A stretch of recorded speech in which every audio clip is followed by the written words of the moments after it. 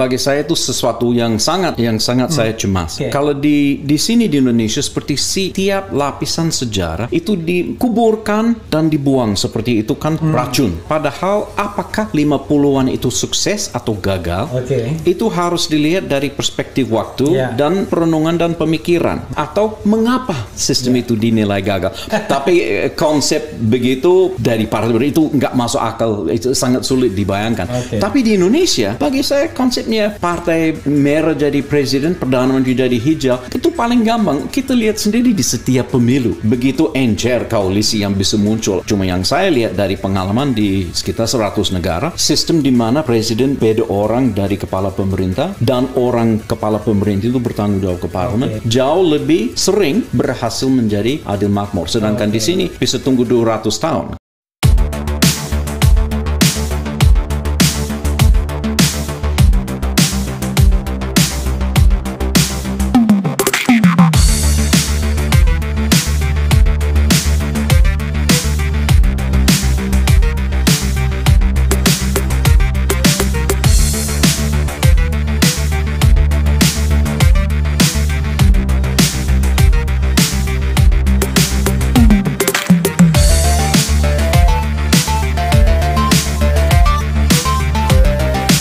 Assalamualaikum warahmatullahi wabarakatuh, sobat era sekalian. Jumpa lagi dari channel yang keren ini, keren jadas. Saya nggak bisa pakai begini ya, keren jadas ya. Kali ini saya ada tamu ya, teman lama saya yang sudah lama saya nggak ketemu. Mungkin ya kira-kira belasan tahun ya. The last time kalau saya ingat ya 2004. Tapi rasanya pernah ketemu di jalan. Tapi rasanya kalau kegiatan resmi itu ya kira-kira 2004. Tapi beliau lama di Indonesia. Nanti biar kenalan sendiri. Namanya saya nggak tahu bagaimana how to pronounce it. Kevin atau Kevin atau Evans. Kevin Evans. That'll do. Cukup. Boleh lah. Kevin Evans. Kevin Evans. Yeah. Kevin Evans. Selamat malam Kevin. Luar biasa ya. Ini, jadi Anda ganteng sekali kelihatan di sini nih. Tumben. Ini live streaming siaran langsung ya, sobat era sekalian. Bisa komentar nanti Kevin akan jawab juga tentunya ya beberapa pertanyaan dari sobat era sekalian. Tadi ketika bertemu di acara Rocky Gerung, kemudian Syahganda Nainggolan soal menemukan kembali Indonesia, Kevin datang juga diundang. Dan setelah itu kita ngobrol-ngobrol mengenai sistem pemerintahan Indonesia. Wah, ada ide yang menarik dari Kevin. Makanya saya kasih judul, ini judulnya biar ngeri-ngeri sedap sedikit. Kelas Jokowi Perdana Menteri, bukan Presiden. Ya kan? Maksudnya bagaimana? Nah, sebelum maksudnya, saya ingin Kevin kenalan dulu. Berapa lama udah di Indonesia, Kevin? Tahun ini udah 30 tahun sejak pertama kali mulai kerja di sini. Baru 30 tahun ya. Jadi kalau yang usianya 20-an jangan sombong. Lamaan dia di Indonesia. Dan bahkan istrinya orang Indonesia katanya. Betul. Jogja. Udah berapa lama berkeluarga? 27 tahun. 27 tahun, luar biasa ya. 3 tahun di Indonesia langsung menyunting pusat dari perempuan Indonesia itu Jogja. Budaya Jawa. Putra berapa Pak Kevin? Ada satu putra. Satu putra ya. Lebih ke ibu atau lebih ke ayah? Tergantung dari bagian keluarganya. Kalau keluarga dia bilang lebih seperti saya. Kalau keluarga saya bilang lebih seperti ibunya. Tapi kulit campur juga. Luar biasa ya. Berarti cakep sekali itu kalau gabungan begitu. Bias. Jadi asal usulnya kenapa waktu itu kok bisa tiba-tiba datang ke sini, Kevin? Kalau sebelum saya di Indonesia, saya dulu mulai belajar bahasa Indonesia waktu masuk Sekolah Menengah di Australia. Jadi sebetulnya mulai belajar bahasa Indonesia 45 tahun yang lalu. 45 years. And then waktu masih kecil. Your bahasa Indonesia is more perfect than my English. Saya 30 tahun di sini, tidak ada alasan.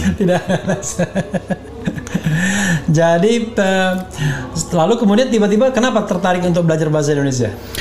Ini kan lucunya. Jadi waktu masih di sekolah dasar, banyak ngobrol sama teman-teman, karena kalau di negara bagian saya di Australia, kalau masuk ke sekolah menengah harus pilih salah satu bahasa. Oke. Jadi di sekolah saya, no wonder ya, karena bahasa Inggrisnya sudah bahasa nasional ya kan. Betul. Jadi waktu masuk di sekolah saya ditawarkan Prancis, Jerman, Indonesia. Pikiran saya, Prancis, Jerman jauh sekali. Mana mungkin saya ketemu orang mereka dalam hidup. Indonesia dekat, jadi pasti dalam kehidupan saya banyak bergaul dengan orang Indonesia. Dan banyak orang Indonesia dari kota mana? Belum ada.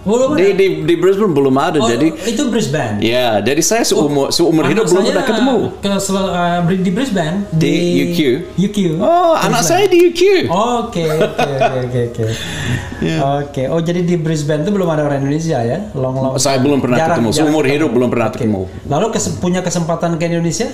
Jadi kelas 12, jadi SMA 3. Guru bahasa Indonesia bilang, saya mau libur ke Indonesia, adik mau ikut? Mau, nabung sampai ikut. Jadi tahun 80 ke Bali, ke Surabaya, Jogja, Jakarta. Jadi terus dari situ belajar di kampus. Saya suruh putuskan saya mau mendalami Griffith Uni. Jadi Griffith Uni ada Asian Studies di situ. Jadi setelah Griffith University. Griffith University. Jadi setelah selesai, saya dapat kesempatan pertukaran kampus. Jadi saya dikirim ke Ujung Pandang dulu, Makassar sekarang, ke Unhas. Makan ikan ya? Makan ikan, coto. Jadi waktu itu hampir setahun di situ. Jadi betul-betul saya merasa saya bisa berbuat sesuatu yang berguna mungkin di daerah sini. Jadi makin belajar dan lain-lain. Oh, jadi your expertise mungkin dianggap lebih bermanfaat di Indonesia ketimbang di Australia ya? Ya mungkin saya juga frustrasi di dunia politik karena saya dulu main-main politik waktu saya di kampus, jadi merasa sedikit frustrasi. Jadi mungkin ada main politik dalam pengertian apa? Jadi pengurus partai? Oh, partai? Iya, partai dan juga di kampus. Partai apa? Kebetulan saya liberal. Oh, partai liberal. Iya, cuma saya haluan progresif bukan haluan konservatif. Jadi ya begitulah, kalau di partai besar banyak. Liberal yang berkuasa sekarang partai apa? Sekarang liberal sama mitra juniornya nasional itu sangat konservatif. Ya, jadi buruh sama hijau. Green Party ya. I see. Lalu dapat kesini gimana setelah dari itu? Jadi waktu setelah di Ujung Pandang di Makassar, terus ada pertukaran pemuda Australia Indonesia. Program masih jalan, AIP. Saya dapat utusan dari Queensland untuk ikut, terus balik. Akhirnya saya bergabung dengan Departemen Luar Negeri dan Perdagangan Australia. Jadi pindah ke Canberra. Saya cuma sabar nunggu sampai ada posting ke Jakarta. Jadi akhirnya dapat posting ke kedutaan. Setelah 6 tahun di situ, saya sadar mungkin saya nggak balik ke sana. Jadi saya banting setir masuk ke perusahaan Bursa Efek. Selama 2 tahun. Setelah itu Chrismon 98. 97-98. Jadi waktu itu pergantian era. Terus saya mulai kenal dengan tokoh-tokoh seperti Rias Rashid, Afan Ghaffar, Ramli Subakti, dan Andi Malarangan. Akhirnya saya mulai mengabdi, membantu. Relawan. Tapi backgroundnya cocok dengan kuliah? Cocok. Jadi sebetulnya background saya kajian Indonesia. Jadi lintas politik, ekonomi, sejarah, sastra, sosiologi, dan lain-lain. Makanya no wonder bisa dipost di mana aja. Asal di Indonesia. Jadi bisa pindah dalam ranah pokoknya. Benang merahnya adalah Indonesia. I see. Dan sekarang di mana, Kevin? Sekarang beberapa. Jadi saya seperti konsultan bebas kan. Jadi bantu ada lembaga kerjasama research, terus ada kemitraan lembaga lama di Indonesia, dan saya juga pendiri semacam situs yang coba merekam semua sejarah kepemiluan Indonesia sejak 55. Jadi www.pemilu.asia. Jadi kita bisa lihat semuanya. www.pemilu.asia. Nggak ada. Asia itu kan titiknya titik jadi .asia ya. Dan itu khusus pemilu Indonesia? Khusus Indonesia, tapi ada satu juga, saya juga punya dari Malaysia, ada yang dari Turki, Singapura, tapi semua Indonesia paling lengkap. Sejak 55 ya? Sejak 55. Saya mau terusin sebelumnya juga, tapi hasilnya belum temu. Kalau ada pemilu sebelum 55? Iya. Ada zaman Majapahit. Oke ya, menarik sekali. Sekali lagi Sobat Era sekalian, www.pemilu.asia atau www.pemilu.asia. Oke, luar biasa. Ini bahasa Inggris atau bahasa Indonesia? Bahasa Indonesia saja. Indonesia saja ya, tidak diterjemahkan ya? Nggak perlu kalau saya. Iya, tapi untuk audiens di luar? Silakan mereka belajar bahasa Indonesia, dia mengerti. Luar biasa ya. Kalau misalnya mereka diinggriskan pula, nanti nggak tanya ke Kevin deh. Oke ya, menarik ya. Jadi, tapi main jobnya apa sekarang? Di bidang apa ya? Pemilu? Masalah pemerintahan juga, masalah kerjasama. Oke. Jadi bidang kerjasama antara kampus. Tapi kalau sekarang saya katakan Kevin sebagai apa? Konsultan? Boleh. Cocok. Konsultan ya? Konsultan politik, pemilu, ekonomi? Tapi saya nggak untuk kampanye, jadi saya nggak ikut ke situ. Tapi ya untuk konsultan politik lah? Boleh disebut, atau ekonomi, atau kerjasama. Oke. Wah, fortunately, tadi kan saya udah minta izin sama Kevin kalau azan ya itu berhenti dulu. Nah ini permulaan azan, tapi belum azannya ya Sobat Era sekalian. Mohon jangan kemana-mana, soalnya sayang sekali yang watchingnya udah hampir 1.000 orang. Jadi jadi saya pahami Kevin pasti banyak tahu tentang politik Indonesia. Nah, dalam pembicaraan tadi tiba-tiba tercetus sebuah ide atau sebuah gagasan, harusnya Indonesia itu nggak kayak begini. Harusnya dipisahkan antara kepala negara di tangan presiden dan kepala pemerintahan. Konsep yang begini ini ibaratnya tidak kompatibel lah, atau apapun argumentasinya. Bisa dijelaskan lebih detail, Kevin, soal itu? Ya, saya juga sudah lama merenung dan berpikir bagaimana amanat dalam pembukaan konstitusi, khususnya negara adil dan makmur. Bagaimana sistem pemerintahan apa yang lebih cepat mengantarkan semua negara menjadi adil makmur. Yang saya lihat, jadi saya perbandingan beberapa sistem pemerintahan. Sistem di mana presiden, maksudnya Perdana Menteri. Jadi kepala negara, kepala pemerintah itu satu orang. Dan itu dipilih, itu di satu kelompok. Terus di kelompok lain ada pemisahan. Jadi kepala negara dan ada kepala pemerintah. Kepala pemerintah itu bertanggung jawab ke parlemen, ke DPR-nya. Nah, terus kira-kira di antara banyak negara, sekitar 100 negara saya perbandingkan, siapa yang menjadi adil makmur. Nah, dari kelompok ini ada 5. Contohnya hanya 5. Kelompok 5 itu siapa aja? Jadi ada Chili, Amerika Siprus, Argentina, Uruguay. Itu yang dianggap lumayan. Ya, dan adil makmur itu kan ada tolak ukur. Jadi apakah masyarakatnya fully free? Jadi artinya negara demokratis benar. Kemudian dari segi makmur, apakah rakyatnya menikmati very high level of human development? Jadi tingkat pembangunan manusia yang tinggi. Itu baru makmur. Nah, jadi harus mencapai keduanya. Baru bisa disebut negara adil makmur. Jadi di segi ini ada 5. Jadi adil dan makmur itu tidak hanya soal ekonomi tapi juga soal politik. Iya, jadi harus kan adil kan. Adil bukan ekonomi, adil semuanya. Terus dari segini sudah ada 35 negara yang sudah saya catat di sini. Terutama negara-negara Eropa Barat. Jadi, tidak hanya, jadi ada Eropa Barat dan negara Eropa baru yang merdeka dari komunisme hanya 30 tahun lalu. Di Asia ada beberapa, Jepang, Korea, Taiwan. Terus negara ex-jajahan tanahan seperti Australia, Selandia, dan Kanada. Jadi mereka sudah berhasil menjadi adil makmur. Jadi cukup banyak di sini. Di sini dikit. Cuma 5. Pancasila. Dan saya coba berpikir, kira-kira apakah ini kebetulan atau ada semacam sebab akibat. Nah, itu saya betul-betul mulai mencoba renung dan dalami. Dan saya rasa memang ada semacam sebab akibat. Ada kelemahan yang, karena saya suka lihat dari perspektif integritas, sistem integritas. Saya lihat di sini ada semacam moral hazard atau retak integritas dalam sistem di mana Perdana Menteri dipilih. Retak integritas ya? Ya, retak integritas. Luar biasa, saya sendiri nggak pernah dengar itu istilah itu, retak integritas. Moral hazard malah dengar. Silakan. Jadi semacam begitu. Nah, problemnya kalau di sistem seperti kelompok ini kan. Jadi Perdana Menteri dipilih. Jadi Presiden Raja itu nggak usah ditanggapin. Yang kita lihat kepala pemerintah dia bagaimana dipilih. Apakah dia dipilih dan bertanggung jawab ke rakyat langsung atau dia dipilih dan bertanggung jawab ke parlemen. Nah, yang kelompok sini ada problem. Tiap kali ada masalah negara yang selalu disalahkan presiden. Tetapi apakah dia memang bersalah? Nah, saya coba lihat beberapa contoh.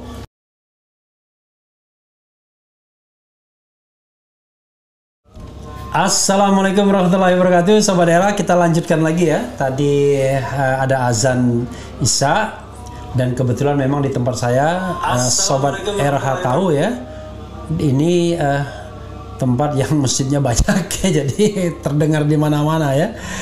Kevin, kita lanjutkan lagi ya. Silakan tadi soal ini 5, ini 35. 30, iya betul. Oke, silakan. Jadi tiap kali lihat orang selalu kaget di sini. Nah, saya coba lihat kira-kira apakah ini kebetulan atau ada sebab akibat. Nah, terus waktu saya coba renung lagi, saya ingat masa sistem di Amerika Serikat. Ini kan pakai sistem begini kan, yang salah satu dari 5. Nah, saya ingat waktu Global Financial Crisis, Presiden Republikan, Senat Republikan, Demokrat Republikan, hanya ada 2 partai. Pasti alhamdulillah mereka bisa menghadapi darurat bangsa. Nampaknya tidak. Tidak. Jadi selalu menjadi musuh dalam selimut. Alasannya tidak ada tanggung jawab dari parlemen. Karena yang selalu disalahkan presiden. Nah, terus 2 tahun kemudian Obama menang. Demokrat di Gedung Putih, Demokrat berkuasa Senat, Demokrat berkuasa di Dewan DPR, Demokrat semua. Pasti dia bisa ngegolkan agenda kesehatan yang sudah dijanjikan. Ternyata tidak mudah. Tidak, bahkan itu hanya terjadi waktu lame duck. Jadi waktu Republikan sudah menang pemilu tengah waktu, tapi belum menjabat. Jadi waktu itu, jadi DPR demisioner boleh disebut, baru itu lolos semua. Jadi sulit. Nah, saya juga ingat di Indonesia dulu, sekitar tahun 2012, ada kasus harga minyak selangit. BBM. Harga minyak naik, terus jelas BBM juga terpengaruh kan. Tapi harga minyak naik, minyak mentah naik. Terus presiden waktu itu, yang sudah berkuasa berapa, 70% dari kursi kan, bilang kita harus menyesuaikan ini supaya tidak ada dampak kepada kelangsungan atau keamanan APBN. Karena banyak subsidi BBM. Jadi kita harus kurangin BBM karena harga minyak sudah selangit. Apa yang terjadi? Partai di dalam pemerintah menyeberang. Gagasannya gagal. Terus 6 bulan lagi defisitnya membludak. Tapi yang disalahkan siapa? Presiden. Padahal sebetulnya siapa yang bertanggung jawab? Karena tidak ada konsekuensi. DPR, ya? Kalau pemerintah gagal, pemerintah nggak bisa jatuh. Jadi Dewan bebas. Nah, sedangkan kalau dia Perdana Menteri yang bertanggung jawab ke situ, artinya dia sudah kalah dalam satu suara yang penting. Ya, artinya itu otomatis mosi tidak percaya jatuh. Masalahnya, you yang melawan sekarang itu tanggung jawabmu. Silakan beresin masalah negara ini. Jadi ada semacam tanggung jawab yang tidak ada dalam sistem presidensial kan. 1 hari 5 tahun itu bukan tanggung jawab. Jadi tiap hari ada. Jadi saya rasa di dalam dinamika itu menjadi semacam masalah. Jadi seringkali dalam sistem presidensial, presiden frustrasi, akhirnya dia cuma sepihak bubarkan dewan supaya dia berkuasa mutlak karena merasa selalu dikekang. Atau kalau masih berjalan, ini Tom and Jerry selama 5 tahun. Nothing happens kan? Jadi Tom and Jerry aja. Jadi sulit mengegolkan sesuatu. Jadi saya rasa kalau ini dipisahkan, presiden aman. Boleh dipilih, mau dijadi raja, mau diturunkan. Nampaknya tidak ada korelasi antara negara yang kepala negara yang dipilih, ditunjuk atau diwarisi. Sepanjang dia cuma kepala negara ya? Kepala pemerintah yang kunci. Jadi kepala pemerintah. Jadi buat saya, seperti yang dulu kita punya pada zaman dulu, ada 2 posisi. Cuma proses itu berubah tahun 59. Waktu itu dikawinkan sampai sekarang. Jadi dulu dipisahkan dan gonta-ganti pemerintah nggak apa-apa, negara aman. Karena presiden bisa berdiri di atas dan bisa menjadi perantara yang baik. Atau misalnya kita lihat Thailand ya. Thailand bolak-balik pergantian pemerintahan, tetapi dalam sisi ekonomi dia lebih baik dari kita terus, dari Indonesia ya. Dan secara lepas dari permainan militer yang seringkali mengganggu konstitusionalitas. Tapi dari segi krisis konstitusi yang sepertinya selalu muncul, kalau orang teriak-teriak turunin presiden, pemakzulan, itu sebetulnya krisis konstitusi, bukan hanya krisis pemerintah. Jadi kalau dipisahkan, jadi di Thailand saya nggak pernah dengar ada krisis konstitusi, kecuali biasanya orang dari militer yang mau mengambil alih. Tapi dari segi tapi dari segi permainan politik yang sehat, itu jatuh pemerintah itu nggak jadi salah karena negaranya aman dan negara masih berjalan. Sama seperti di Jepang kan, di Italia pun begitu. Jadi tiap tahun ada perdana menteri baru di Italia, tapi negara tidak menghadapi krisis karena presiden berdiri di atas dan tidak ada krisis konstitusi. Cuma urusan konstelasi politik yang berkuasa sesaat. Tapi begini, tadi Kevin kan mengatakan konstelasi di DPR yang nothing to do dengan presiden. Jadi DPR membuat sebuah kebijakan, presidennya disandra, kira-kira begitu. Presiden harus tanggung jawab. Tapi kan dalam konteks Indonesia hari ini, presiden dan DPR kan sejalan, along with mereka. Mereka bersama-sama. Kenapa ada persoalan apa? Artinya semua kebijakan bisa di-endorse oleh DPR sekarang. Pertanggungan jawabnya dari mana? Mana garis pertanggungan jawab? Karena semua disatukan kan. Jadi kalau itu kan hari ini, siapa tahu besok. Jadi kalau besok menjadi masalah, ya tiba-tiba jadi krisis konstitusi. Jadi hari ini syukur-syukur masih jalan dengan baik. Tapi kita nggak bisa bilang itu normal atau abadi. Dan kita masih ingat pengalaman SBY dulu kan, berkuasa berapa? Hampir 80% dari kursi dewan juga. Waktu harus ambil keputusan yang jelas tidak akan populer, tidak koalisinya sebetulnya sangat lemah kan. Sangat besar besar jumlahnya, tapi jadi mereka bisa pindah karena tidak ada konsekuensi. Presiden nggak jatuh, cuma agak dilemahkan kekuatan keperkasannya dalam untuk mengambil keputusan. Sepertinya kalau itu bertanggung jawab di dalam dewan langsung. Karena dia nggak bisa dijatuhkan. Itu bedanya. Nah, yang menarik kan di Indonesia ini, kalau di dalam sistem pemerintahan parlementer, orang biasa saja menuntut Perdana Menteri itu turun. Perdana Menteri dijatuhkan, Perdana Menteri mosi tidak percaya. Tapi mengapa di Indonesia kok sepertinya tabu? Bilang presiden dijatuhkan, presiden diganti, presiden dimundurkan, seolah-olah itu menghina simbol negara, menghina election yang periode selama 5 tahun. Nah ini ada satu masalah juga, karena presiden memang juga raja, dia juga kepala negara. Jadi memang sebagai presiden negara dia juga menjaga simbol-simbol kesakralan satu negara. Dia tidak hanya menggerakkan roda pemerintahan. Jadi biasanya yang diteriakin sebetulnya jatuhkan dia selaku kepala pemerintah. Tapi karena kepala dia pemerintahan itu yang real kebijakannya. Itu kan real. Nah problemnya karena dia masih rangkap jabatan. Memang itu menjadikan semua itu lebih berbahaya. Dan kemudian ada fixed term. Jadi orang dipilih untuk 5 tahun. Kenapa ngomong turun presiden? Masa jabatannya sudah jelas. Sedangkan kalau ada sistem di mana parlemen berkuasa, ya kepala pemerintah bisa diganti. Bahkan presiden atas saran Perdana Menteri bisa bubarkan dewan dulu, minta rakyat menyelesaikan konflik ini. Jadi kalau mereka nggak bisa sepakat, ya udah serahkan ke rakyat. Jadi ada ancaman kepada parlemen dari pemerintah. Jadi kalau Perdana Menteri merasa bahwa parlemen itu nakal-nakal, dia masih punya kapasitas minta sama kepala negara, bubarkan semua. Saya tahu rakyat sepakat dengan saya, bukan dengan mereka. Atau sebaliknya, parlemen merasa orang ini sudah tidak becus lagi, koalisi-koalisiannya takut karena merasa akan jatuh bersama, jadi mereka pindah, lagi ada pemimpin baru. Tapi negaranya berdiri tegak karena presiden nyaman. Kevin, Indonesia sebenarnya dalam sejarahnya sudah pernah mempraktikkan sistem pemerintahan parlementer, baik karena konstitusinya mengadopsi maupun karena konvensi. Kita tahu bahwa setelah Undang-Undang Dasar 1945 disahkan oleh PPKI tanggal 18 Agustus, itu bulan November 1945, hanya berselang 2-3 bulan, itu kan sudah terjadi perubahan sistem pemerintahan dengan Perdana Menteri Syahrir, Amir Sarifuddin, kemudian juga Muhammad Hatta sampai KMB, Konferensi Meja Bundar 49, dan itu resmi. Dengan konstitusi RIS kita sistem pemerintahan parlementer. Yep. Kemudian kembali ke Undang-Undang Dasar, kembali kepada Negara Kesatuan, Undang-Undang Dasar sementara tahun 50. Kita parlementer juga, bahkan pernah pemilu 55 dengan konstelasi politik yang kita tahu kan, satu Masyumi, satu PNI Masyumi, kemudian NU PKI ya kan. Tapi sejarah itu menurut Kevin, sejarah yang patut kita ulang atau sejarah yang patut kita lupakan?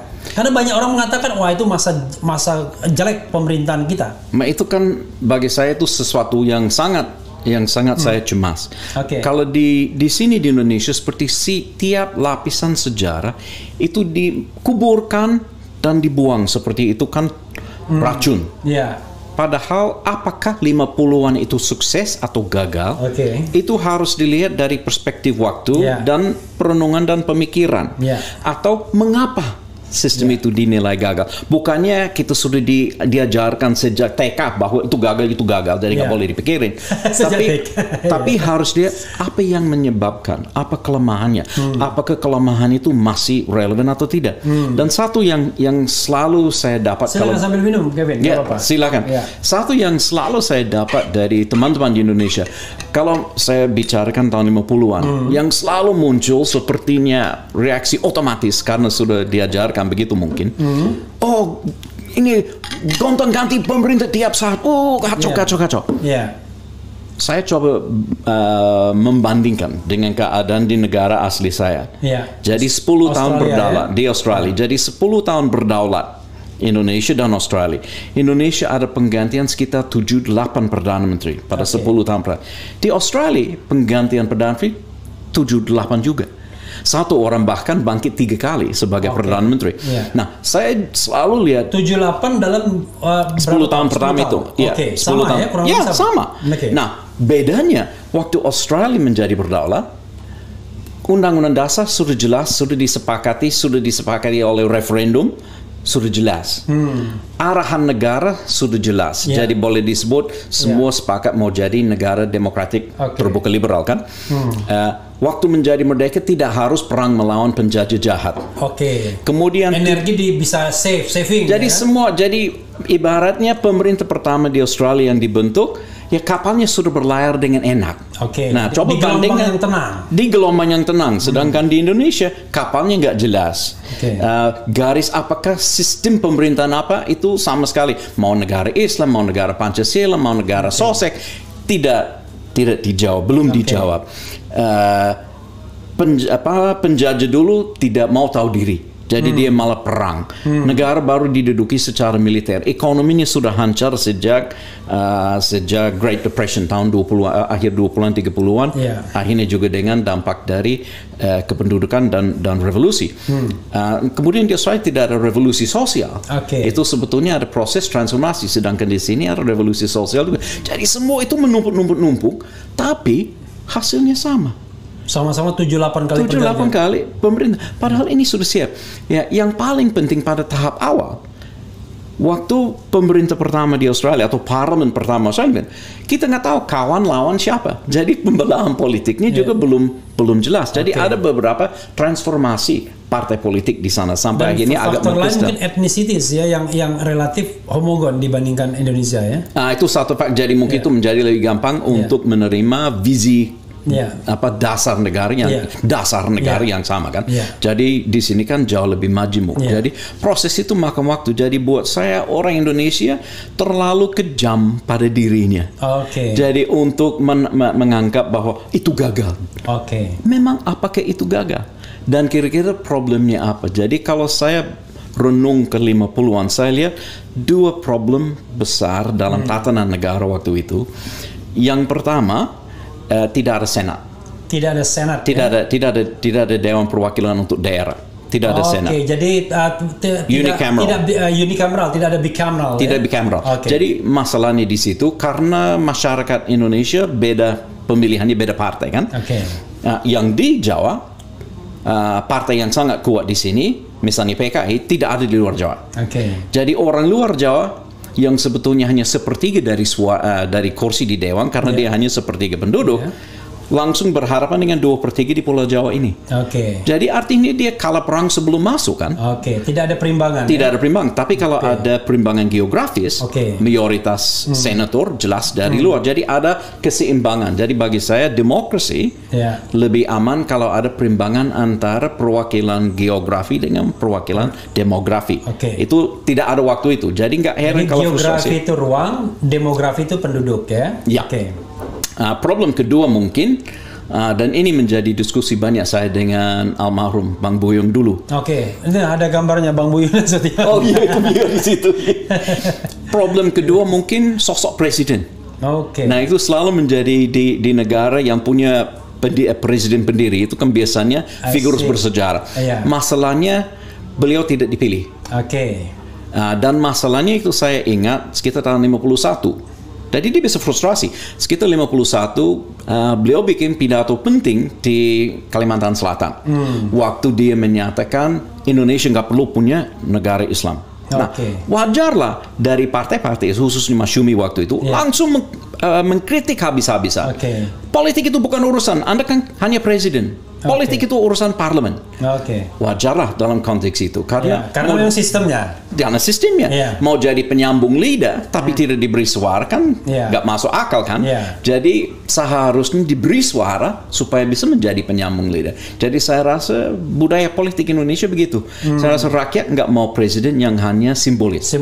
Tapi urusan teknik administrasi pemerintahan itu urusan dewan. Jadi dia itu tidak hanya simbol tapi juga aspirator ya. Ya, dan dia bisa menjadi boleh saya sebut komando wacana. Jadi orang yang bisa mengelaborasi visi kebangsaan besar dan mengelola simbol-simbol kenegaraan secara sakral, bukan untuk kepentingan politik sesaat. Yang menjadi agak berat kalau saya bisa main kedua padahal saya politik, itu kan agak berbeda. Jadi bisa memisahkan posisi sebagai kepala negara dari posisi sebagai pengelola pemerintahan. Jadi intinya adalah sebagai kepala negara dia harus menjaga kohesivitas. Persis. Ya? Tapi sebagai kepala pemerintahan karena terpisah ya dia bisa mengambil keputusan-keputusan yang tidak populer. Jelas. Dalam rangka mungkin pertimbangan-pertimbangan ekonomi, manajemen, macam-macam ya. Ya, jadi setiap putusan yang diambil oleh pemerintah, ada pihak yang suka, ada pihak yang tidak suka, ada pihak yang menang, ada pihak yang kalah. Itu alamnya nggak bisa nggak.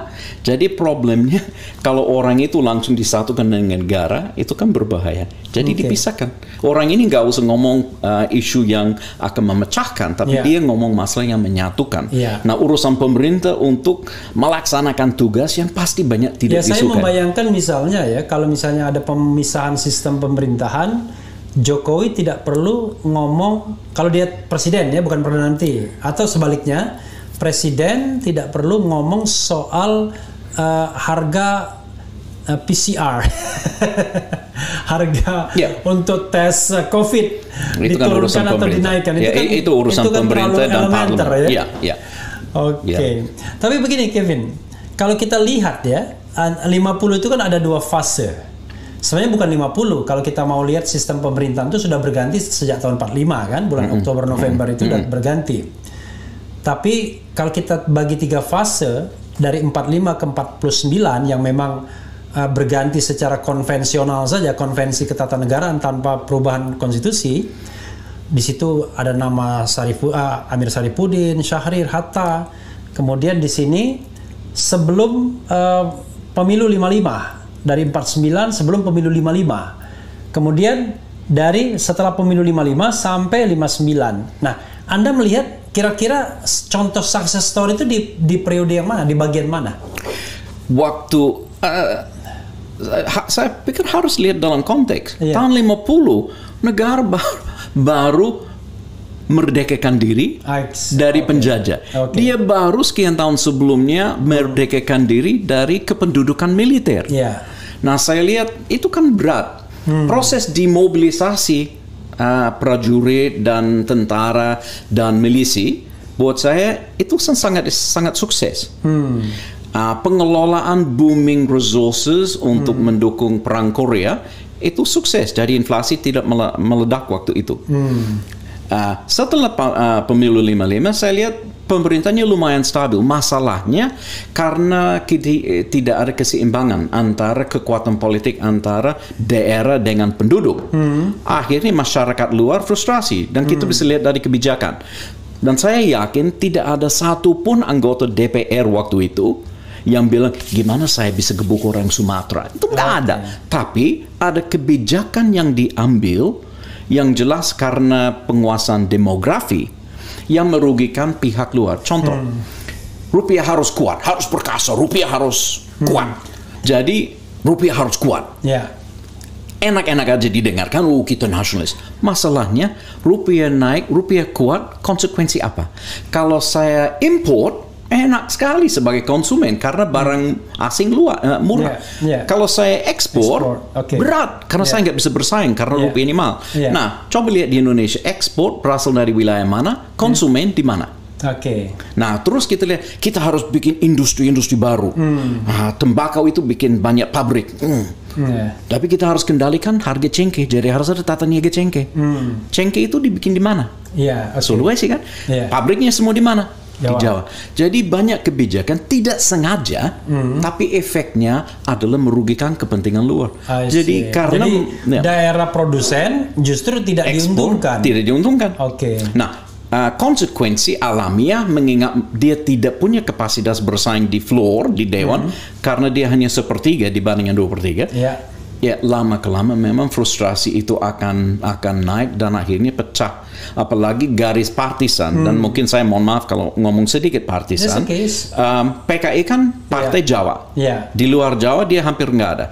Di luar Jawa bahkan partai Kristen lebih besar dari partai PKI. Partai Katolik hampir besar. Partai Sosialis pun lumayan besar. PS Syarikat Islam pun. Jadi artinya orang luar Jawa waktu itu cenderung memilih sesuai agamanya. Dan dia semua sangat benci, fobi, takut sama PKI. Nah, kalau di Jawa dia kan basis di situ. Dia kebetulan basis di wilayah di mana banyak penduduk. Jadi di luar pun orang makin takut. Masih ingat ini perang dingin. Jadi pertentangan antara komunis dan anti-komunis kan. Setelah Perang Dunia Kedua ya. Setelah jadi makin lama makin nggak heran kalau orang di luar itu merasa sangat diancam posisinya secara ideologi maupun secara kepentingan. Jadi karena tidak ada mekanisme di dalam proses parlementer perwakilan, ya saya rasa itu bencana nasional akhir 50-an muncul karena itu. Jadi dua itu ya tadi, karena tidak adanya Senat. Yang pertama tadi, dan presiden tidak dibekali dengan suara sah karena dia karena kebetulan presidennya adalah presiden pendiri bangsa. Betul. Dan itu biasanya di mana-mana presiden pendiri bangsa itu selalu merasa punya pretensi untuk memiliki kekuasaan lebih besar karena dia adalah. Tapi selain itu saya rasa itu juga sesuai dengan budaya politik orang Indonesia. Saya yakin orang Indonesia tidak mau punya seperti presiden India atau seperti presiden Jerman atau Singapura yang nggak kelihatan. Iya betul. Padahal itu dipilih sekarang kan. Bisa dipilih. Jadi mereka mau kepala negaranya juga punya suara. Jadi artinya, kalau begitu berarti bukan murni parlementer, hybrid mungkin. Iya betul sekali. Saya rasa itu lebih tepat untuk Indonesia. Seperti Prancis ya. Prancis betul. Prancis, Korea, Taiwan. Kevin melihat bahaya nggak terjadi persaingan antara perdana menteri dan presiden? Kalau itu asiknya pengalaman dari Prancis. Jadi dulu biasanya sewarna dan orang selalu khawatir apa yang akan terjadi kalau presiden warna merah dan perdana menteri warna biru misalnya. Dan akhirnya sudah terjawab masalahnya karena pernah terjadi. Nah, ini konsepnya Salmon Living, politik Salmon Living namanya, cohabitation bahasanya. Dan waktu terjadi, nothing. Jadi politik Salmon Living. Iya, jadi artinya Indonesianya kumpul kebo. Jadi politik Salmon Living itu. Akhirnya nothing happen. Jadi parlemen berwarna biru kalau nggak salah, presidennya dari sosialis. Ya jelas presiden menunjuk seorang dari partai biru supaya jadi perdana menteri karena dia malu kalau dia paksakan orang sosialis padahal gagal di floor, malu presiden kan kalau calon ini ditolak. Jadi sangat encer. Nah saya rasa lain, misalnya kalau di negara saya di Australia konsepnya itu nggak masuk akal, itu akan menjadi perang dunia ketiga. Tapi di Indonesia Saya lihat itu konsepnya politik sama. Ya, Itu kan Australia sama. kan kepala negaranya Ratu Inggris. Ya, itu kan belit-belitnya. Simbolik ya. Nah, ya, simbolik ya, tapi resmi bagi saya ya. Padahal banyak orang Australia malu menyebut begitu, jadi dia pura-pura gubernur jenderal itu kan kepala negara. Padahal bagi saya ya Ratu Inggris. Jadi kalau mau perbaiki ya jadi republik, yang gak usah pura-pura. Jadi, tapi konsep begitu dari partai itu nggak masuk akal, itu sangat sulit dibayangkan. Tapi di Indonesia, bagi saya konsepnya partai merah jadi presiden, perdana menteri jadi hijau, itu paling gampang. Kita lihat sendiri di setiap pemilu. Begitu encer koalisi yang bisa muncul antara partai yang berbeda. Jadi hari ini misalnya katakanlah Demokrat sama PDIP kan berkelahi sepertinya kan di nasional, tapi di level daerah bisa dia mencalonkan calon yang sama. Tapi kita juga lihat di dalam pemerintah kita sekarang kan, karena ada PDIP, ada P3, tapi bisa kerja kan. Buat saya konsepnya politik cohabitation, kalau mau pakai bahasa cantik, daripada Simon Levin. Jadi konsepnya partai lintas aliran bisa kerjasama, itu alamiah di sini. Jadi buat saya masalah itu kan problem orang Anglo-Saxon. Buat orang Indonesia sama seperti Perancis, hal seperti itu tidak akan menjadi masalah. Dan lagian barangkali dalam konteks Indonesia, partai di sini jauh lebih banyak, mungkin lebih kompatibel dengan parlementer mungkin ya. Tergantung. Jadi karena kita pakai sistem proporsional. Jadi memang lebih mirip seperti di beberapa negara Eropa. Jadi masalahnya yang saya lihat dengan partai, bukannya jumlah partai yang menjadi orang Indonesia obsesi, dan sepertinya ada semacam hobi suka bunuh partai. Jadi sepertinya makin sedikit makin bagus. Jadi buat saya agak sedikit lucu. Kenapa mau membunuh organisasi, kenapa mau merujuk semacam oligopoli kalau disebut dalam bahasa pasar kan? Seharusnya prosesnya terbuka. Nah, bedanya terbuka dan alamiah mestinya kan? Jadi sesuai dengan pranata yang ada di masyarakatnya. Jadi mimpi-mimpi bikin dua partai di Indonesia itu kan nggak usah mimpi ke situ. Nah, terus masalahnya bentuknya koalisi di mana? Kalau di negara seperti Australia atau Amerika, kita tahu sebelum pemilu siapa yang tinggal dengan siapa. Jadi kita tahu Partai Demokrat itu apa? Kelompok aktivis sosial, ada kelompok kulit hitam yang konservatif, ada kelompok orang kaya lama dari bagian utara. Kita tahu koalisi yang ada di dalam Partai Republikan, Kristen fundamentalis, orang konservatif, orang anarkis, libertarian, ekonomi. Nah, itu jadi kita sudah tahu koalisi sebelum, karena mereka hidup dalam satu tenda besar. Bedanya di sini masing-masing aliran itu punya perwakilan sendiri. Jadi proses pembentukan koalisi ya biasanya pasca pemilu, bukan sebelumnya. Itu saja. Jadi saya pikir orang terlalu obses dengan jumlah partai. Karena sistemnya mayoritarian. Makanya koalisinya sebelum pemilu. Kalau sekarang sudah jelas dalam konstelasi masing-masing partai besar. Kalau sekarang kan proporsional. Tapi begini, kalau kita ganti ya, katakanlah kita nanti bicara lagi juga soal tentang parlementer ini. Kalau diganti mayoritarian atau orang Indonesia nyebutnya distrik, yakin jumlah partai sedikit. Malah saya pikir jangan-jangan partai tambah banyak. Soalnya orang Indonesia itu kadang-kadang menjadikan partai itu cuma sekedar kendaraan politik aja. Hari ini Haji Lulung misalnya kan, hari ini P3 ya terpilih, nanti PAN terpilih lagi, atau misalnya Bajang di NTB mau partai apapun, mau PBB, mau Golkar, mau Demokrat, pokoknya ya tetap saja ininya konstituennya. Saya rasa ini sedikit bergantung sekali lagi ke pranata masyarakatnya kan. Jadi biasanya kalau pakai sistem mayoritarian itu cenderung memaksa partai merujuk dan bersatu. Menjadi lebih kecil.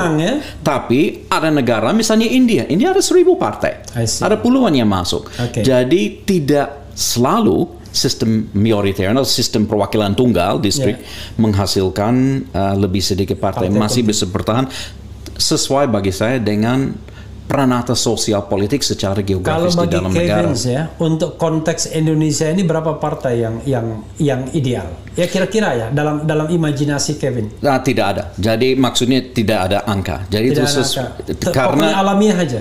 Alamiah. Jadi problem kita selalu mau bunuh partai kecil.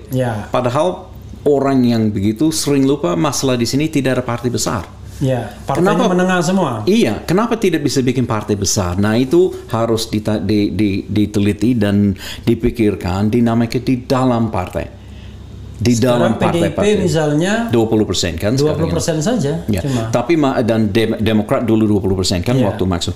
Nah, masalahnya mengapa mereka tidak bisa berkembang menjadi tenda lebih besar? Oke. Jadi saya rasa problemnya muncul di situ. Padahal PDIP pertama kali 34% tuh. Itu khusus untuk pemilu transisi. Jadi kita nggak boleh lihat. Itu nggak bisa jadi tolak ukur. Jadi bagi saya banyak teman-teman di PDIP juga agak down habis pemilu 2004 waktu turun. Saya bilang nggak usah karena banyak orang yang memilih kalian 2099 itu bukan umatmu. Itu bukan pemilih asli. Itu kan banyak orang yang paling mau menghukum partai satu lagi, dia ke situ karena dianggap ini paling bisa. Tapi sebetulnya they are not your people. Jadi jangan khawatir, mereka bukan kehilangan. Jadi membina kelompok-kelompok yang ada di dalam it's fine. Jadi Jadi tapi Kevin nggak ngomong tentang Pilpres 2014 kan? 14? 2014 nggak ngomong bahwa Anda dipilih karena people ingin menghukum yang lain. Enggak, itu waktu 2004. Itu zamannya 2004 ya. Just kidding. Legislatif. Nah, tapi persoalannya ya di Indonesia ini misalnya sistem itu yang digarap ya kan, yang dipraktikkan sistem parlementer dengan etika politik yang berkembang selama ini, itu kira-kira berbahaya nggak? Karena aspirasi ingin menjatuhkan pemerintahan itu kan selalu tinggi kan? Coba lihat zaman pemerintahan SBY berapa kali itu ancaman untuk impeachment walaupun cuma di mulut kan, karena memang tidak gampang. Kalau misalnya dikasih ruang bisa menjatuhkan pemerintahan dengan mosi tidak percaya dan lain sebagainya, jangan-jangan setiap tahun pemerintahan jatuh. So what? Jadi negara masih aman karena presiden nggak bisa dimainkan dan presiden berdiri di atas. Ada proses transformasi mungkin dalam proses kehidupan di dewan. Ada pihak yang di dalam pemerintah dan mereka akan harus berjuang lebih loyal untuk tetap sama pemerintah. Lain dari sekarang ini dia bisa lompat. Tapi sekarang kalau dia mau main dengan sikap tidak tanggung begitu atau tidak loyal begitu, ya pemerintahnya jatuh, dia akan di oposisi. Mau nggak begitu? Pasti akan berpikir dua kali. Dan pihak yang di luar tidak akan coba masuk-masuk karena tidak perlu. Sudah aman. Jadi lebih clear siapa yang masuk dan siapa yang tidak. Bisa saja dari waktu ke waktu akan ada lebih banyak kejelasan mungkin. Kelompok-kelompok yang lebih banyak gampang untuk menjadi kelompok bersama. Apakah di dalam atau di luar. Atau ada pihak ketiga. Jadi dalam sistem, saya nggak bilang sistem parlementer kan. Itu paling semi-parlementer. Atau istilahnya hybrid. Sebetulnya biasanya disebut premier presidential. Karena ada Perdana Menteri dan ada presiden. Jadi premier presidential atau semi-parlementer. Semi-presidential. Jadi bagi saya begitu. Jadi ini tidak akan parlementer misalnya seperti di Australia, karena figur kepala negara masih punya peran untuk mengarahkan pemikiran. Sedangkan parlementer murni intinya kepala negara berpikir dalam konsep besar, lebih besar. Ini dalam technical konsep. Dan dia juga dia bisa juga memberi direction. Iya. Dan itu masih punya peran. Misalnya saya nggak peduli kan pendapatnya Ratu Elizabeth. Nggak peduli, bukan urusan dia. Apalagi Gubernur Jenderal siapapun namanya itu bukan urusan kan. Saya mau tahu pemerintahnya di mana. Jadi pemisahan itu saya rasa mengurangi stres politik. Sekarang ini tiap pemilu presiden itu kan semua energi negara dituangkan untuk menangkan satu posisi. Jadi itu menjadi sangat polarisasi karena itu efek satu lagi. Tapi yang menarik, jangan jadi orang pikir kalau ada pemilihan presiden, partai yang punya calon presiden mendapat keuntungan. Belum tentu. Dari pemilu kemarin hanya sepertiga pemilih Indonesia memilih partai dengan calon presiden. 2/3 pemilih Indonesia memilih partai yang tidak punya calon presiden. Jadi buat saya orang memisahkan kedua isu itu. Tapi untuk elit politik sendiri, karena presiden sekaligus Perdana Menteri, itu semuanya Jadi betul-betul menjadi very high cost kalau kalah. Sedangkan kalau dipisahkan posisinya, tidak terlalu bukannya lebay, tapi tidak terlalu berat untuk menangkan posisi satu, karena di dalam proses politik kenegaraan ada lebih banyak posisi yang perlu diisi. Dan juga barangkali dalam gerak sehari-hari beban itu terbagi ya. Persis.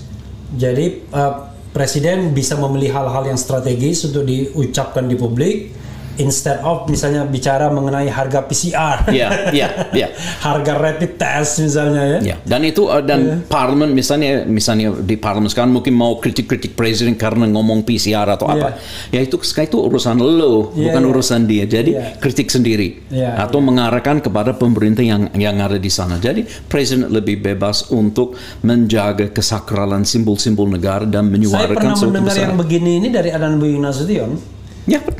Buyung, dia mulai waktu itu pernah dia bilang, ya mungkin kita bagusnya ada sistem yang ada kira-kira ada koreksi lah kalau misalnya presidennya pemerintahnya katakanlah nggak benar misalnya kan, wrong direction, kita bisa. Kalau ini kan kita harus nunggu 5 tahun Dan akibatnya yang terjadi adalah ketika ada tuntutan presiden mundur, maka selalu dianggap makar jadinya. Dan memang dalam banyak hal benar.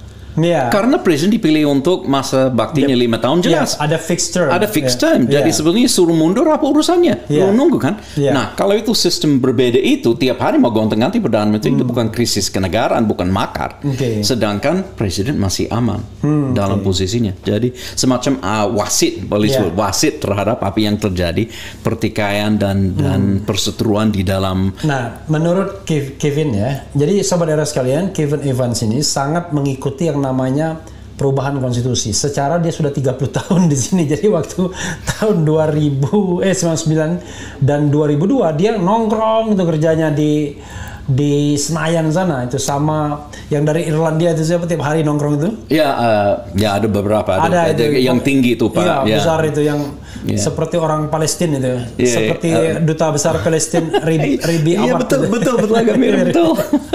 Nah, itu tiap hari itu nongkrong. Cuma bedanya kalau yang lainnya itu bahasa Inggrisnya nggak lancar. Beliau lancar betul. Jadi dia fully understood lah kira-kira gitu. Apa yang menyebabkan anggota-anggota DPR yang juga badan pekerja MPR itu tiba-tiba ngasih kesepakatan. Udah, pokoknya ada 5 kesepakatan.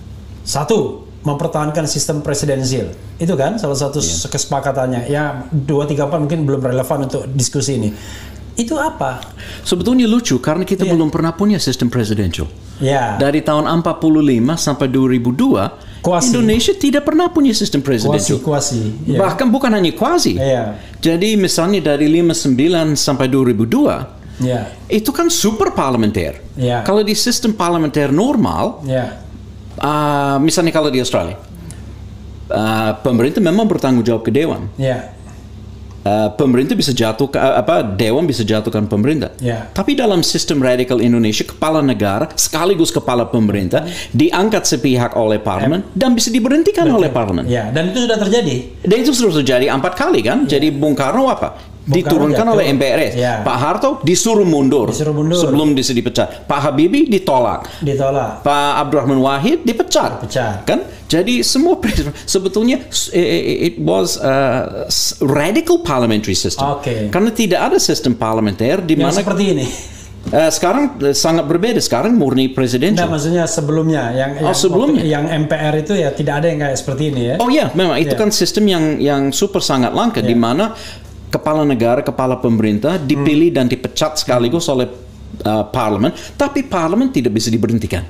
Itu kan sangat ketimpang sebetulnya. Jadi sangat agak nyentrik sistem itu. Justru pertanyaan saya makin relevan. Tiba-tiba ada ilham mengatakan sistem pemerintahan presidensial, mempertahankan sistem pemerintahan presidensial. Padahal nggak pernah ada. Emang saya dulu ketahui sebenarnya mau pertahankan sesuatu yang nggak pernah ada. Apa artinya? Nah, tapi kita harus paham. Ada 2 tokoh negara yang namanya presiden yang sangat berkuasa. Jadi problemnya punya presiden belum tentu berarti itu sistem presidensial. India punya presiden, tapi dia sistem parlementer. Italia punya presiden, dia parlementer. Jerman punya presiden, dia parlementer. Israel punya presiden, tapi dia parlementer. Jadi sebetulnya kehadiran seorang presiden tidak berarti sistem presidensial.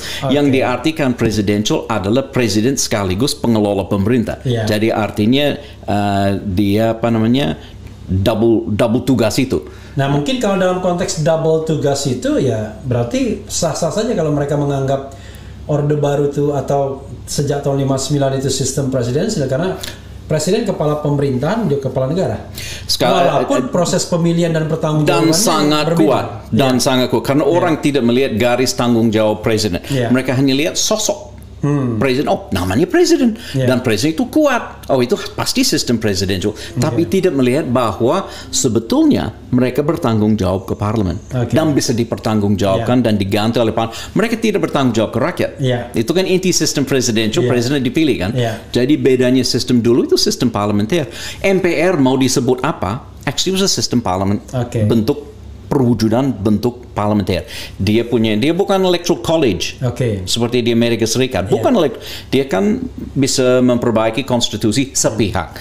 Dia mengangkat presiden sepihak. Dia berhentikan presiden sepihak. Itu kan fungsi dari sebuah legislatif dalam sebuah negara parlementer. Bedanya dia sendiri nggak pernah bisa dipecat. Jadi nggak fair dong. Jadi dia bisa mengangkat kepala pemerintah, tapi dia sendiri nggak bisa dipertanggungjawabkan. Jadi itu yang menjadikan sistem dulu agak ketimpang. Jadi itu radical parliamentary.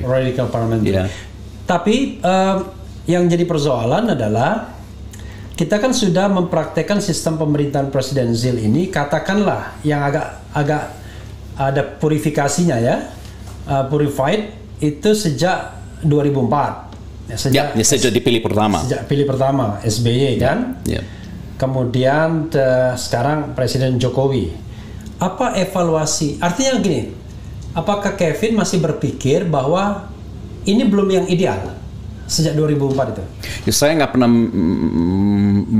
saya tidak pernah menggunakan istilah ideal. Saya cuma bilang optimal. Karena ideal juga termasuk masalah semangat, aspirasi, dan saya nggak punya hak di situ. Jadi saya cuma bilang yang optimal. Nah, yang saya cuma mau melihat secara struktural. Negara, jadi aspirasi bangsa ini menjadi negara adil makmur. Sistem pemerintahan mana yang lebih efektif untuk mengantar sebuah negara ke adil makmur. Nah, itu yang saya lihat dari pengalaman di sekitar 100 negara, sistem di mana presiden beda orang dari kepala pemerintah dan orang kepala pemerintah itu bertanggung jawab ke parlemen, jauh lebih sering berhasil menjadi adil makmur. Sedangkan di sini bisa tunggu 200 tahun kan. Kalau di Argentina, Chili kan 200 tahun merdeka kan. Jadi lebih lama.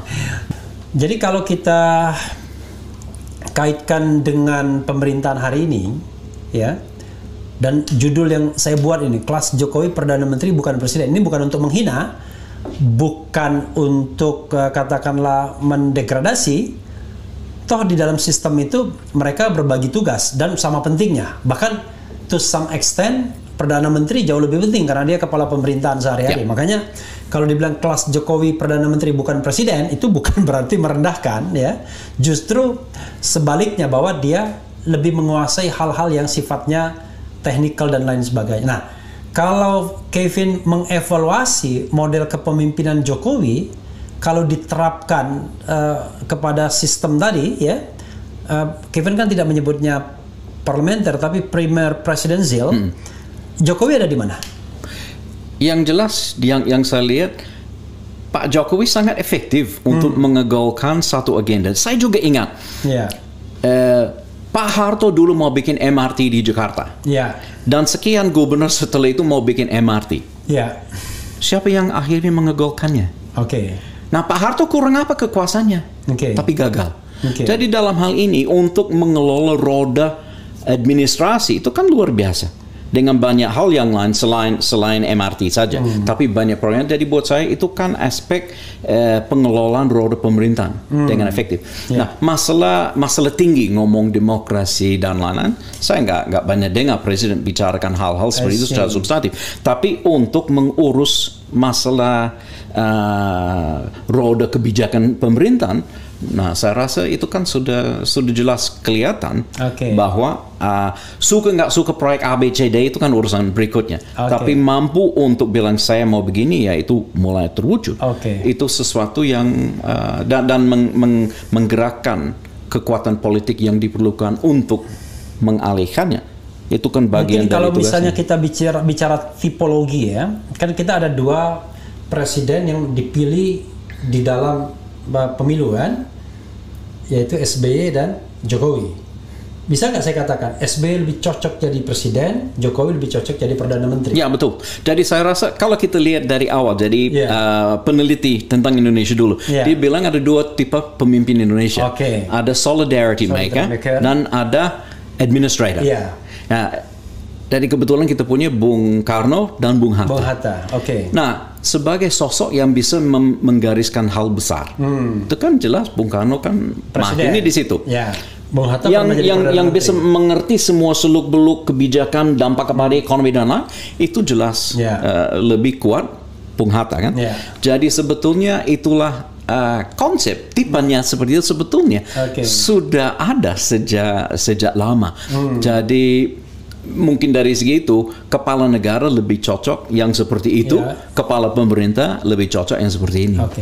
Kalau saya tanya lagi misalnya Kevin ya, kalau kita kaitkan dengan pemilihan, kalau kita mengubah sistem pemerintahan jadi premier presidensial seperti ini, katakanlah semi presiden atau semi parlementer lah, biar sobat RH lebih familiar ya, semi parlementer. Itu pemilunya sebaiknya bagaimana, dipisahkan atau tetap digabung seperti ini? Jadi ada pemilihan memilih presiden, ada pemilihan memilih partai politik kan, sehingga dia nanti bisa diberikan mandat untuk membentuk pemerintahan. Itu model pemilihannya baiknya bagaimana? Buat saya sebaiknya terpisah. Jadi misalnya tahun 55, sebetulnya kita punya 2 pemilu. Pemilu September untuk memilih pemerintah di DPR kan, untuk memikirkan konstitusi besar. Itu kan waktu lain. Jadi mereka sudah ngerti waktu itu bahwa ranah tugasnya berbeda. Jadi jangan dipilih sekaligus kan nanti mengacaukan kira-kira apa yang mau dibuat. Jadi biarpun selisihnya hanya 3 bulan, masih ada jeda waktu untuk fokus siapa yang kira-kira punya ide untuk bikin undang-undang dasar abadi, dan yang pertama siapa yang bisa mengelola roda pemerintahan sesaat ini. Jadi buat saya jangan campur aduk 2 tugas yang misinya berbeda. Itu nanti bikin agak membingungkan. Jadi lebih dulu pemilihan anggota DPR. Kalau bikin sistem itu DPR juga bisa dibubarkan kan? Jadi belum tentu barangkali kalau ada masalah presiden juga bisa bubarkan dewan, bilang ke rakyat. Berarti rakyat selesai. Presiden dulu dong berarti. Mungkin presiden dulu, terus mungkin setahun jadi ada jeda waktu untuk memilihkan parlemen. Nah sering kali dalam sistem itu ada jeda waktu, nggak boleh tumpang tindih waktunya. Misalnya 6 bulan sebelum atau sesudah. Jadi biar fokusnya untuk ini atau fokusnya untuk ini. Satu lagi. Lalu bagaimana dengan DPD? Karena kan pemerintahan ditentukan di DPR-nya, konstelasinya. Lalu DPD bagaimana? Untuk menjaga keseimbangan antara perwakilan geografi dengan demografi. Jadi DPD itu tidak dari partai politik baiknya? Seharusnya dari partai politik. Buat saya ini mungkin satu. Sekarang saya renung kembali sedikit kesalahan waktu bikin perubahan konstitusi. Jadi seolah-olah mau bikin DPD yang tanpa partai, itu sepertinya kita mau bikin satu majelis legislatif yang non-partisan. Buat saya itu oksimoron, tidak masuk akal. Itu nggak masuk. Di Dewan di Inggris pun ada Labour Lords, Conservative Lords, Liberal Lords. Jadi meskipun itu turun-temurun, masih ada grouping partai. Dan itu masih partai. Jadi buat saya kita harus sadar hari pertama masuk ke Dewan, orang mau lihat siapa kawan, siapa lawan kan. Itu jadi proses pembentukan itu sudah terjadi. Nah sekarang kalau dulu saya ingat banyak orang dulu keluh waktu zamannya sebelum ada calon terbuka, selalu mengeluh bahwa pilih di DPR itu pilih seperti bilang kucing dalam karung. Jadi kita tahu Sekarang kucingnya di luar karung semua. nah, sekarang maksudnya kalau di DPD Iya. kita beli karung dalam kucing. Oh, beli karung Kan dalam jadi kucing. kita tahu siapa kucingnya dan kita tahu calonnya. Iya. Tapi dia akan berkongsi dengan siapa kita nggak tahu. Oke, jadi karungnya nggak jelas. tahu kita. Nah, Oke. problem yang sudah kita lihat Kita sering beli kucingnya tapi karungnya belum jelas. ya betul. Jadi Iya. kita nggak tahu dia akan berkawan dengan siapa Iya. atau melawan dengan siapa. Lebih berat lagi yang saya lihat banyak yang harus menyatakan non partai padahal kita tahu 10 tahun sebelumnya dia dari fraksi A B C D di parlemen. Oke. Jadi sebetulnya konsep itu sebetulnya nggak berlaku juga. Jadi lebih baik jujur, kita mau tahu karung, kita mau tahu kucing, baru dipilih. Oke, tapi dengan tidak membuang calon independen. Betul. Jadi calon independen perseorangan jelas Pak. Boleh. Termasuk di DPR juga kan? Ya, seharusnya fair-fair Ya, aja. Jadi DPR yang akan menentukan konstelasi pemerintahan. The only ya. Betul. Jadi DPD tidak. Bukan urusan dia. Ya. Ya. Oke. Ini ada sobat era yang bertanya, wakil presiden perlu nggak dipilih? Nah itu kan masih paketan. Oke. Itu menarik. Jadi kalau di Oke. Prancis tidak ada wakil presiden. Ya. Tapi saya tidak melihat ada masalah kalau ada. Jadi masih perlu pengganti kan? Oke. Andaikan ada Ya. sesuatu. Dan konsep yang saya lihat bagus di sini dalam proses pemilihan presiden, dengan keharapan kita bisa menjadikan pasangan presiden wakil presiden yang lebih mewakili wilayah. Oke. Jadi agak sedikit mengimbangi kesatuan teritorial dan kewilayahan bangsa. Jadi bahwa bisa dimunculkan semacam koalisi lintas wilayah. Buat saya itu kan satu hal bagus. Itu dipaksa atau alamiah? Di Indonesia agak alami saya rasa. Enggak, maksudnya nanti untuk kalau kita mau mengubah sistemnya, Ya. kan biasanya kan kalau presiden kalau sekarang Jawa luar Jawa, Ya, ya, Islam nasionalis, Ya, ya. kemudian sipil militer kan begitu. Tapi mitos itu kan sudah separuh hilang. Ya. Seperti misalnya SBY, Jawa Timur dia. Iya, dia nasionalis. Iya. Nah, sekarang ini kan dia adalah simbol. Kan betul-betul dia simbol karena memang kekuasaannya simbolik dalam sistem yang kita sebutkan ini semi parlementer. Ketika presiden dan wakil presiden ingin dipilih berpasangan, kita menginginkan mereka representatif, jangan hanya dari satu arus saja kan begitu. Ya. Itu dipaksa dengan undang-undang atau alamiah saja? Sama seperti konsepnya yang saya bilang politik sama Levin dulu kan. Oke. Jadi dia selalu mau kumpul karena dia merasa lebih besar kapasitasnya untuk menyerap dukungan Yeah. kalau dia bisa menjangkau beberapa aliran di dalam negara. Jadi buat saya masih begitu. Tapi memang saya belum punya jawaban pas. Apakah lebih baik hanya punya presiden atau masih punya presiden dan wapres? Saya sangat sepakat kalau mau pertahankan harus dipilih bersama. Jangan seperti Filipina. Oke. Presiden dan wakil presiden dipilih terpisah pasti dan jadi kemudian wakil presidennya menggarap presiden. itu dia atau presiden benci wakil presiden. Dari sebelumnya bagi saya itu kan sistem yang tidak cocok untuk di sini. Yeah. Jadi kalau masih ada ya harus dipilih sebagai paket. Tapi apakah masih perlu? Yang pentingnya jangan anggap wapres itu sebagai perdana menteri, itu nonsens. Itu berbahaya sekali.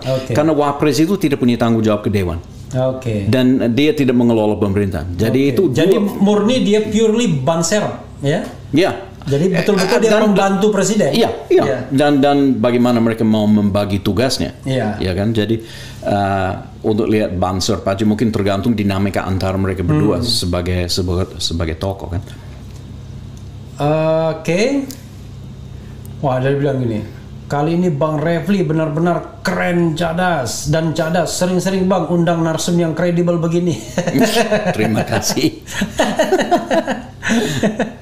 Jadi saudara sekalian siapapun kita undang, masalahnya apakah dia mau apa enggak. Terutama orang yang sedang menjabat di pemerintahan kan belum tentu mau dia diundang ke sini. Oke, coba ada lagi nggak ya bertanya ya?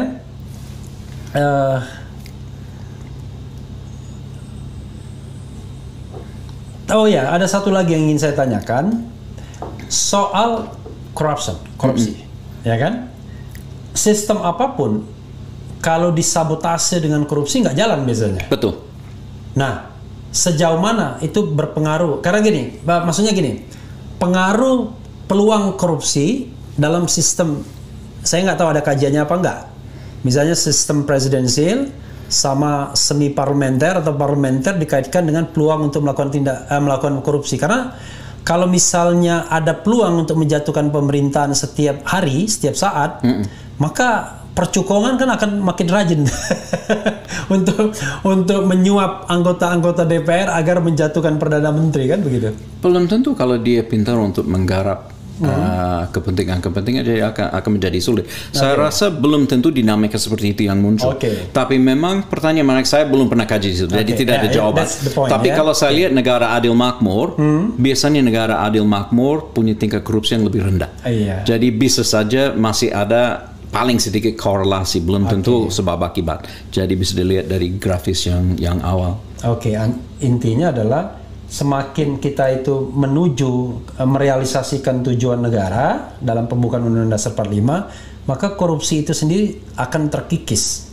Atau sebaliknya, korupsi yang rendah akan meningkatkan tadi tujuan adil dan makmur, kan begitu. Ya, misalnya kan ada Singapura. Singapura sebetulnya nggak adil, dia cuma makmur. Jadi dari segi tahap pembangunan, tapi dia sudah di kelompok ini, meskipun dia nggak ikut dalam 35 kan, karena dia belum adil, dia hanya makmur. Belum jadi demokratis dia. Iya, betul. Jadi tapi dari segi korupsi dia juga lebih bersih daripada kebanyakan negara yang ada di belahan belahan di sini.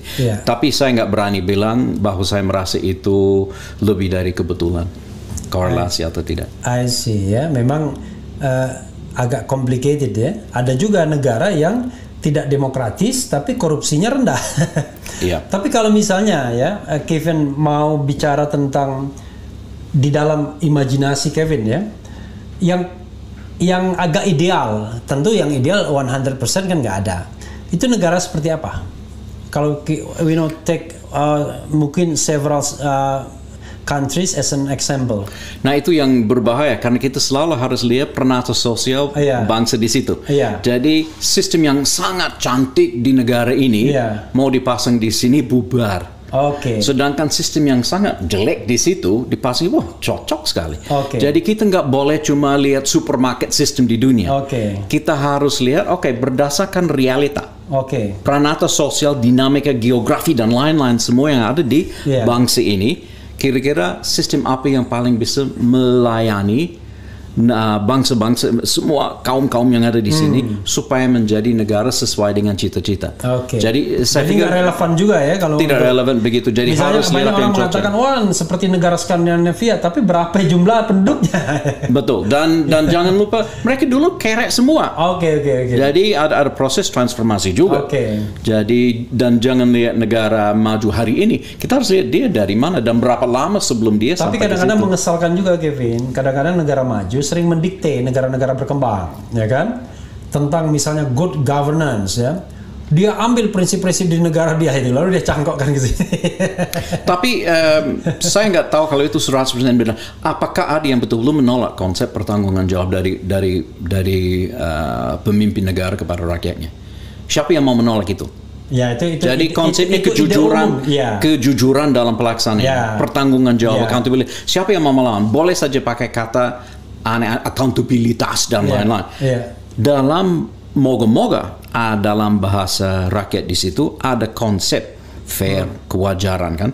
Jadi buat saya itu prinsip cukup universal. Cuma bagaimana diimplementasikan dan dimaknai di dalam masyarakat itu. Tidak hanya dimaknai tapi jadi diimplementasikan. Dan bagaimana cocok tata cara mengimplementasikan apa yang paling cocok. Misalnya ya, prinsip akuntabilitas itu bagus, ya kan? Orang terima. Tapi dalam sebuah situasi masyarakat tertentu atau di parlemen misalnya, kadang-kadang prinsip bukan akuntabilitas, transparansi. Ketika pemilihan pejabat publik di DPR itu nggak berlaku prinsip itu, karena dianggap kalau dilakukan prinsip transparansi seperti itu nanti akan memunculkan ewu pakewu, luka sosial dalam hal pemilihan. Makanya dulu pemilihan presiden misalnya, kita nggak pernah tahu siapa yang memilih Gus Dur, siapa yang memilih Megawati, dan tidak ada studi tentang itu kan pastinya kan. Termasuk juga misalnya pemilihan pimpinan KPK, Panglima TNI, siapa yang kalau misalnya ada pemilihan oleh DPR, kita tidak pernah tahu karena semua pemilihan itu tertutup.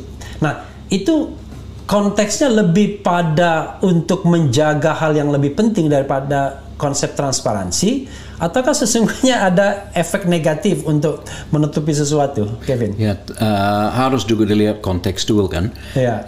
Kalau misalnya membahas masalah kerahasiaan strategis dan lain-lain, ya sebaiknya nggak usah ember kemana-mana biar musuh-musuh dan lain-lain juga nggak dapat tips kan. Jadi itu harus dijaga. Kalau untuk menghindar bertanggung jawab karena mau memilih calon A, B, dan C, saya rasa itu lebih sulit. Apalagi proses pemilihan, kan ada proses pertanggunggan jawab. Sama juga dalam proses pembuatan undang-undang. Kalau semua sepakat, ya artinya mana ada tanggung jawab. Semua dipertanggung jawabkan bersama. Makanya kadang-kadang ya, misalnya ada kegagalan komisi pemberantasan korupsi kah, atau apakah? Kita tahu yang memilihnya itu kan DPR, ya kan? Misalnya KPU. Kan KPU itu 2 kali, misalnya KPU-nya 7, lalu nominasi 14 oleh Presiden. Tapi kita kan nggak pernah tahu siapa saja yang memilih itu, sehingga kita bisa minta pertanggungjawabannya. Kalau nggak ada kan? Nggak ada. Hanya kepada komisi, tapi komisi tidak menghadapi rakyat. Yang menghadapi rakyat fraksi, anggota. Jadi bagi saya mungkin kita agak terlalu banyak fokus untuk komisi. Seharusnya melihat anggota dan partai. Seringkali kalau saya lihat di berita kan, disebut Bapak bla bla bla Komisi 3. Tapi tidak pernah lihat Bapak bla bla bla partai ini dari dapil ini. Itu yang saya mau lihat. Jadi ada proses keterbukaan sedikit supaya yang lain ada sedikit pertanggungjawaban, paling sedikit siapa dia, jati dirinya, dia ikut kelompok mana, bukan hanya dia dari komisi mana. Karena komisi tidak ada pertanggungan jawab. Yang ada wakil rakyat yang punya pertanggung jawab dengan partainya. Mereka yang punya pertanggungan jawab. Dan itu makin masalah kalau kita kemudian membicarakan tentang pimpinan MPR yang 9 itu. Padahal dia masuk di sana sebagai anggota DPR. Pertanggungjawaban dia sebagai anggota DPR. Jadi walaupun dia ketua MPR, tetap dia harus bertanggung jawab kepada rakyat sebagai anggota DPR. Tapi kan fungsi-fungsi sebagai anggota DPR nggak pernah disebutkan lagi kan. Kita selalu mengutip ketua MPR Bambang Susatyo, wakil ketua MPR dan lain sebagainya. Padahal dapil sana mengenal dia sebagai anggota DPR itu. Ini boleh disebut residual genes dari proses transformasi. Jadi MPR sebetulnya itu apa? Kenapa nggak mau disebut sidang gabungan? Karena sebelumnya dia hanya pertemuan antara DPR dengan DPD kan. Apalagi sekarang pimpinannya 9. Nggak tahu-tahu. Ya, jadi fungsinya sebetulnya menyatukan kedua majelis. Jadi kalau misalnya di Australia jarang tapi ada Senat dan DPR itu cuma disebut sidang gabungan. Atau kalau di Amerika Serikat presiden bikin pidato kenegaraan per tahun, ada sidang gabungan. Tapi itu fungsi khusus. Jadi kita masih di sini seperti ini masih mau pertahankan kelembagaan seperti zaman dulu waktu MPR tidak hanya dari DPR dengan relevan lagi. Dengan sistem saya nggak pribadi saya tidak lihat apa fungsinya. Kalau mau ngomong masalah konstitusi, perubahan konstitusi, memang itu fungsi MPR. Tetapi itu prakarsa itu masih muncul dari DPR dan DPD kan. Jadi sebetulnya masih muncul dari struktur legislatif yang kita punya. Ya, tapi memang persoalannya adalah MPR itu tetap dipertahankan karena misalnya ada yang menganggap, wah itu kan bagian dari Pancasila, kerakyatan yang dipimpin oleh hikmat kebijaksanaan dalam permusyawaratan perwakilan. Jadi kita harus ada 2 lembaga permusyawaratan dan lembaga perwakilan. Ada juga klaim seperti itu. Makanya saya rasa itu kan cuma permainan dengan kata. Fungsi permusyawaratan itu apa? Fungsi perwakilan itu apa? Jadi mungkin harus lihat dalam arti luas. Ada cara lain yang mengatakan itu kan fungsi. Kalau ini organ. Jadi ada selalu dua pikiran begitu. Jadi, satu isu terakhir yang ingin saya tanya ya ke Kevin ya, soal kembali ke Undang-Undang Dasar 1945. Tidak jarang banyak tokoh yang seolah-olah panacea dari masalah bangsa ini adalah kembali kepada Undang-Undang Dasar 1945 yang asli, kata dia. Pengertian yang asli itu adalah yang disahkan oleh PPKI tanggal 18 Agustus dan diberlakukan kembali oleh Bung Karno tanggal 5 Juli 59. Pendapat Kevin apa? Itu 2 konstitusi berbeda. Waktu yang pertama, asli pertama, nggak seberapa waktu lagi kita sudah punya pemisahan antara kepala negara, kepala pemerintah. Ya, tapi itu konvensi, teksnya tidak berubah. Iya. Teks remains, tapi praktik berubah. Tapi dari sisi teks lah kita lihat. Jadi teks 45 yang PPKI sama teks 59 kan sama. Nah, berdasarkan teks itu orang yang ingin kembali. Saya rasa itu sedikit lucu. Jadi waktu itu disahkan, semua yang duduk di situ tahu ini belum selesai. Tugas pembentukan sistem konstitusi belum beres. Lain dari Australia, waktu hari pertama terbentuk negaranya, konstitusi sudah beres karena itu sudah diselesaikan selama 10 tahun negosiasi dengan rakyat, referendum demi referendum. Jadi negara lahir konstitusi sudah final. Sedangkan semua sudah bilang, bahkan kalau nggak salah Bung Karno sendiri bilang ini kilat kan, konstitusi jadi mengkilat malah, bukan sementara, itu kan 50 kan. Jadi konstitusi kilat ini. Iya, konstitusi kilat. Jadi artinya ini tidak untuk abadi. Jadi seringkali banyak yang ngomong itu biasanya orang lebih senior kan. Romantisme. Iya, ada semacam romantisisme kepada satu. Jadi jangan lupa kalau aslinya tidak ada DPR. Tidak ada MPR. Jadi apa yang sebetulnya mengisi? Kenip. Iya. Jadi semuanya dadakan. Jadi negara sekarang sudah umur 75 tahun. Masa mau pertahankan seolah-olah baru lahir kemarin? Ini bukan negara ABG lagi, ini sudah negara dewasa. Jadi mau kembalikan kemana? Jadi sering saya mau kembalikan ke apa? Karena negara sudah sangat maju. Jadi konstitusi perlu sesuai dengan realita. Udahlah, buanglah romantisme sejarah itu ya. Atau mengerti apakah memang begitu hebat? Jadi mau menguji, sama saya bilang sama 50-an. Apa yang hebat, apa yang kurang. Jadi tiap lapisan sejarah jangan dibungkus sepertinya toksik atau racun, tapi sebagai bahan hikmah pembelajaran. Tapi persoalan di kita ini, di Indonesia ini, Kevin, kadang-kadang penguasa yang berkuasa hari ini, kelompok atau grup, itu punya kaitan dengan tokoh masa lalu.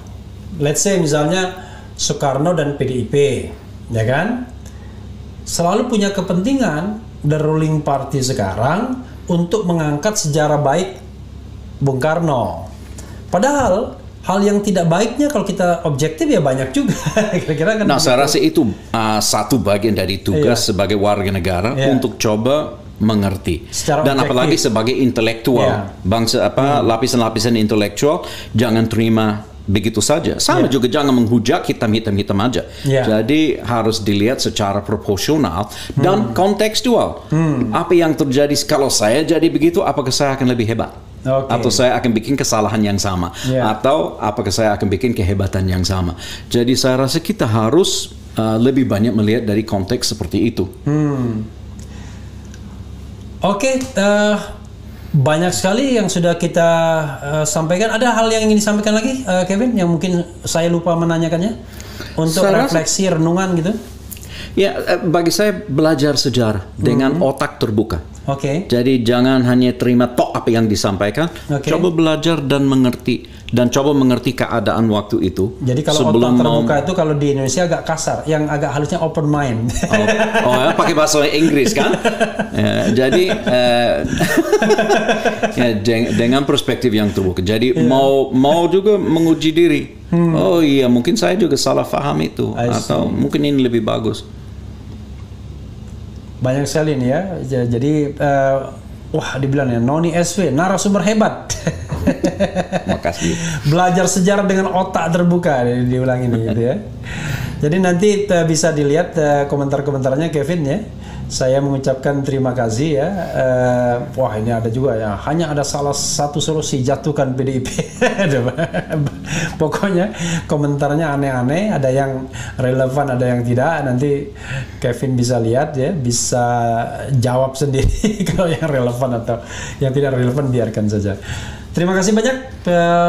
Nggak terasa ya, sudah lebih mungkin 1 jam kita bicara, 1,5 jam, nggak terasa ya.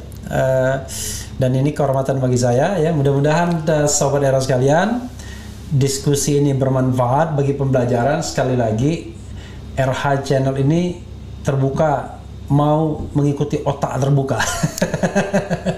Open mind ya. Kebetulan saja kali ini kita mendapat narasumber yang memang tidak berpretensi untuk membela satu kelompok di dalam society, dalam pertarungan politik hari ini, karena memang tidak berhak. Jadi dia berusaha objektif untuk menilai. Nah, salah satu proposalnya adalah mungkin suatu saat lebih baik kita pisahkan peran kepala negara dan kepala pemerintahan. Banyak positifnya. Secara faktual tadi katanya kalau kita mau menuju masyarakat adil dan makmur, itu loh contohnya.